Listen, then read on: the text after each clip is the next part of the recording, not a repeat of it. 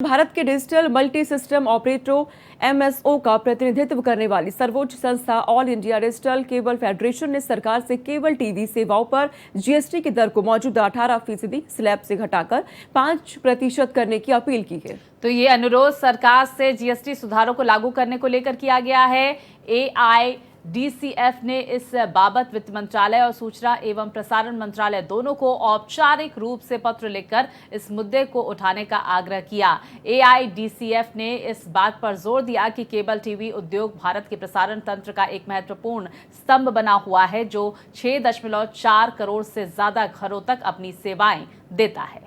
और साथ ही शहरी और ग्रामीण क्षेत्रों में करीब 10 से 12 लाख लोगों की आजीविका को सीधे तौर पर सहारा देता है। दशकों से केबल टीवी आम आदमी के लिए सूचना, शिक्षा और मनोरंजन का सबसे किफायती और सुलभ सोर्स रखा गया। फेडरेशन की तरफ से कहा गया है कि प्रसारकों द्वारा चैनलों की कीमतों में बार बार बढ़ोतरी, घटते मुनाफे और नियामक में और वित्तीय ढांचे से बाहर काम करने वाले अनियमित डिजिटल प्लेटफॉर्म से अनुचित प्रतिस्पर्धा के कारण ये उद्योग गंभीर वित्तीय संकट में है। सैटेलाइट चैनलों की बढ़ती लागत ने पहले ही उपभोक्ता कीमतों को बढ़ा दिया, जिससे केबल टीवी आम घरों के लिए लगातार महंगा होता जा रहा है। तो देखिए, एआईडीसीएफ की तरफ से कहा गया है कि जीएसटी स्लैब को घटाकर 5% करने से मासिक बिल किफायती रहने से उपभोक्ताओं को सीधा लाभ होगा। साथ ही एमएसओ और स्थानीय केबल ऑपरेटर्स की वित्तीय स्थिति को भी मजबूती मिलेगी। उद्योग की ओर से बोलते हुए एआईडीसीएफ के महासचिव मनोज पी छंगानी ने कहा है कि केबल टीवी केवल मनोरंजन ही नहीं है, ये भारत के सामाजिक ताने बाने का हिस्सा है।